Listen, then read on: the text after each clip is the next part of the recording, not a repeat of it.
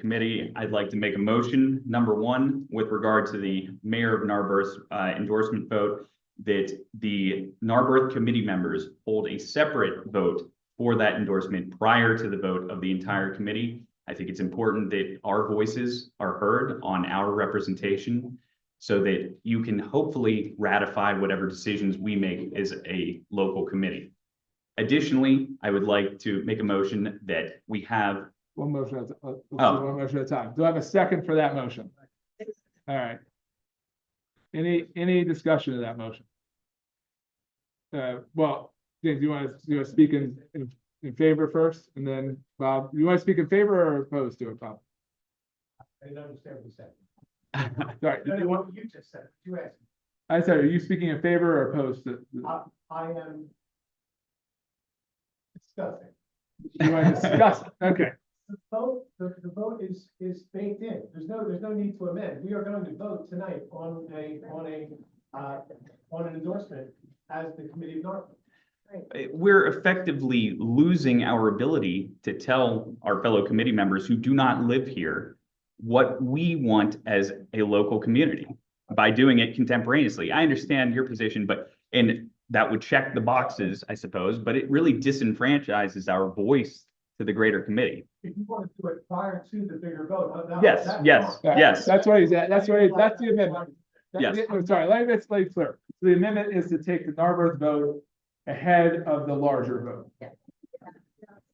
Is any other discussion? Sorry, let me just. No, go ahead. Any other discussion on this?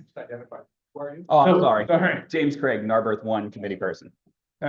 Any other discussion on that vote, on that amendment? I'm going to take a voice vote on this one. Those in Zoom land, please use the raise hand feature. For those who are committee people, same thing here, committee people and proxy. We are voting on to amend, sorry. Great question. We're voting to amend section M of the rules. Right now, the rules say that we would do one vote, the entire committee, which we would have the two thresholds. One for the 6 Narberth committee people and one for the whole committee. What we're amending it to is 2 separate votes that we're going to vote. The 6 Narberth committee people are going to vote first before the entire committee. If there is a result there that's worth putting to the entire committee, we will then do that. Otherwise, that will be the end. Yes. No, right now this is the process. This is just for Narberth. This is just rule in. Oh, sorry. Does this reply? What was the amendment, which I just explained, and then the other question was this is just Narberth, or also Ward 14. It is just Narberth because rule in. You guys didn't all memorize the rule sections. The rule in just applies to Narberth. Okay. One question. I understand the concern from Narberth that we would be out voicing people in Narberth, but if the vote or the endorsement can only go through if it's an agreement with the representatives from Narberth, isn't that not true? So meaning that, like, if the city says one thing, but the people in Narberth said another, then there wouldn't be an endorsement. So effectively, we aren't out voicing. We aren't, but I think they just want to go first, right? So the question was, does it really matter because we can't force an endorsement on them? No, but I think I think from a representation perspective, I think that Narberth would like to go first. Did you want to respond to that? It matters because then the rest of the committee knows how we felt about it. Okay, fair enough. Bob's a better advocate for Narberth there. So Bob answered that then the rest of the committee knows how Narberth feels. Great. All right. So again, I'm going to ask for a voice vote. Oh, Nancy, did you want to speak on this? Oh, I want to ask for a voice vote. Those who are in favor in the room, or committee people or proxies, please raise your hand. Those on Zoom, please use the raise hand feature. The second motion is to conduct prior to the candidate endorsement vote for Narberth, that the Narberth committee, given the acrimony of the election and in order to attempt to avoid any further issues and bring our community together, that we have first a vote on whether to hold an open primary or not, with the over 51 or 50% threshold in just this race. So couldn't we do that?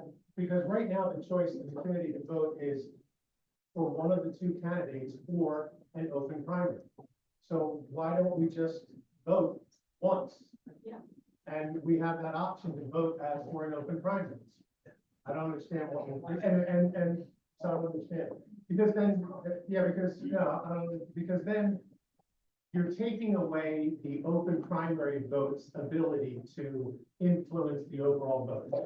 But we're making it a greater likelihood that an open primary is voted for by lowering the vote threshold to 51%. Oh, sorry. 51%.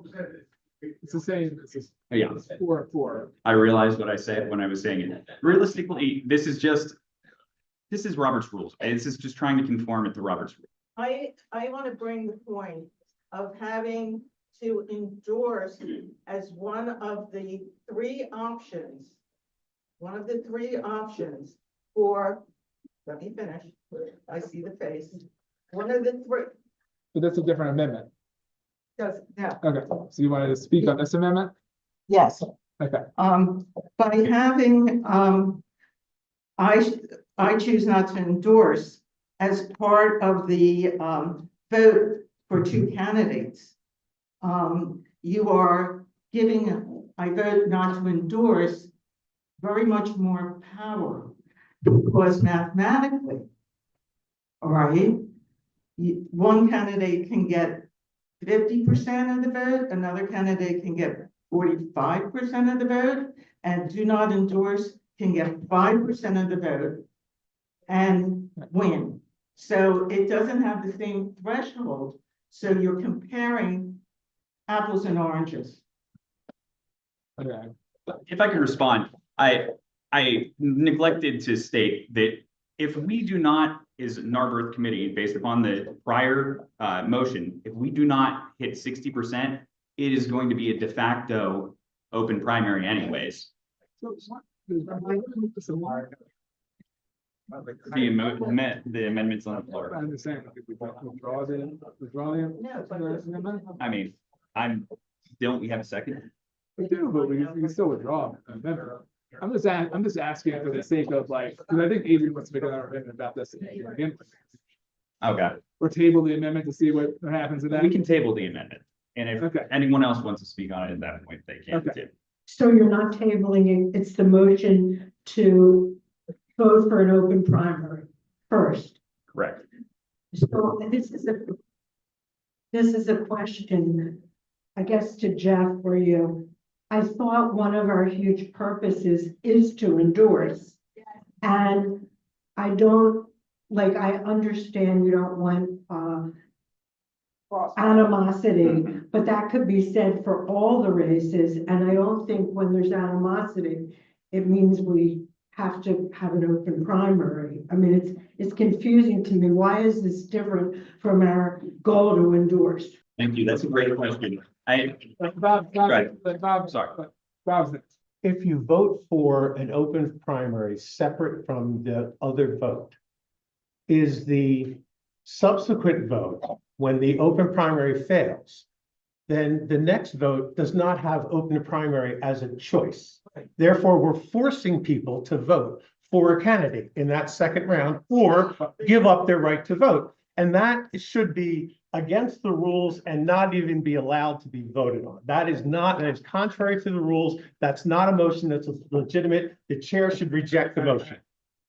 I appreciate that, Bob. I would say that, okay, I would point out if the motion passes and we have a vote for an open primary, that fails, and you go to the next round, it still requires 60% for an endorsement. So we'll need 4 committee people to vote for a candidate for that candidate to be endorsed. But you're forcing somebody to vote for somebody if they said that they may not want to. It does, and if they abstain, I think. I understand that, but I understand, but that's not actually against our bylaws. Our bylaws just require the 60% for endorsement. Yes, Rebecca. Why don't you come up here though, because I think, It is in our bylaws and permitted. It is changing the dynamic of the vote. To say one thing is you can vote for one person, another person, or open endorsement. The other is saying open endorsement or not. And then if it's not, you're forcing someone who wanted to vote for open endorsement to make a choice. Oh, I understand that you can get to 60, but you have to remember, we're talking about Narberth. There are 6 of us. Okay, so this is dramatically changing the scheme, and I want to remind people that this is being proposed specifically because of the circumstances that we are in. This is not a good rule. This is not a benign rule. This is not being presented simply to reduce animosity. This is, if anything, being introduced, in my opinion, with a strategic goal in mind. I encourage us all to consider keeping things how they are. You vote for you're voting for endorsement, and that means which candidate or open. I think that on principle, we should not be making this change on the day of the vote. We should have time to think about it. I think that Jeff making the changes that is minimally required to be in compliance with MCDC bylaws is fine and necessary, but we shouldn't be making extra changes for the sake of any sort of desire to make changes beyond remaining in compliance with MCDC. Neil wanted to go, he's ex officio. I mean, Neil wanted to speak, he's ex officio, so I'm gonna let him speak for a minute, but then we'll take a couple more at most, and then we're done. Under what rule does he get to speak? I'm an ex officio member of the executive committee. I have the voice, but not the vote. It's in the bylaws. So hello, everyone. It's great to see you. This is a good contentious election because it's important and it's critical that we uphold basic principles of democracy, and we do that right here at the local level. I want to say 2 things. One, specifically on this, which is that the way the MCDC runs this is they have the open primary motion first. And then if that doesn't pass by over 50%, you have the head-to-head vote. And that's important because it gives people a chance to make the decision on whether they want it to be open. And if not, they do have to make a decision. And that's what we do in elections every day. And there's no circumstances in which there's this third category that's basically, I don't want to vote. I've never seen that in any context, and we certainly don't do that at MCDC. So I think what James is motioning for is actually just in line with the precedent in the county and elsewhere. So it would give people the option to make the choice if they want an open primary, and it would also give them the option to choose to make a decision on a particular person if that doesn't pass. Thanks, Sarah. But that's not in the bylaws, and that's the difference. Sure, yeah, that is not in the bylaws. Mike Salmonson. Because another person, not a committee person. What's that? He's an elected official. Oh, Ex officio member, Yeah, you should go. all right to speak but not vote. I'm also a candidate for Narberth Borough Council and a current Narberth Borough Council member. And this is probably the hardest thing I've ever done in my life. What you don't know and what nobody is telling you is that our committee, consistent, which I was a member of for several years. It just gotta be germane to the. It is germane, Jeff. Okay. Please. Have the respect. gotta of an be germane. It's elected gotta be official. It is germane. germane, Jeff. It's gotta There be was an germane. election. There was a vote 2 days ago by the committee that resulted in This a is not germane. 4-2, This is Jeff, not germane. This is that not germane. resulted This is in a not germane. 4-2 vote. Nobody Stop, objected to that vote. So, And Mike, this so is I not just, germane. it This is, not because germane. I'm now gonna speak to the motion, Jeff. Speak to the motion. Speak to the motion. I think it's important for the committee to understand the context in which this motion is made. From that created the tension and concern that Jim has raised, because people then objected to that vote. And that's important to know that background. Given that, and I recognize the concerns about changing the rules, etc. But Narberth, I'm going to have to work with either of these candidates. Whoever gets elected, they're gonna work with me, they're gonna work with Joe. And we are being put in an almost untenable position right now as the people who, work and live and breathe in this building. I would respectfully request that you consider, at least for the purposes of healing our community, that you consider doing the open vote first, accepting the motion, voting in favor of the motion. If that doesn't work, then people are free to vote. They can abstain too. I don't understand that they're being forced to vote. They can always not vote if they don't want to vote for one of the candidates. But I think for the purposes of my community, and I was trying to speak on behalf of my community, I believe that this committee should agree to voting for the open primary first. I think both candidates should be in favor of that. I hope they are both in favor of that. And if that fails, then we can proceed to a vote of our committee. Thank you. Thank you, Mike. All right, anyone else like to speak again? I'm gonna keep it germane to the motion. Well, it's gotta be germane to what was already said. So, All right. Michael, you were not there, so thank you. There was a straw poll that was conducted over the weekend. I say straw poll because it met none of the requirements for a meeting. There are specific requirements for a meeting. None of those were met. And when the MCDC folks talked about that, they said that didn't count, okay? So again, there's some strategy here. I haven't figured out exactly what it is, but they want to prevent us from doing the way we've always done it because there's some strategy here. So thank you.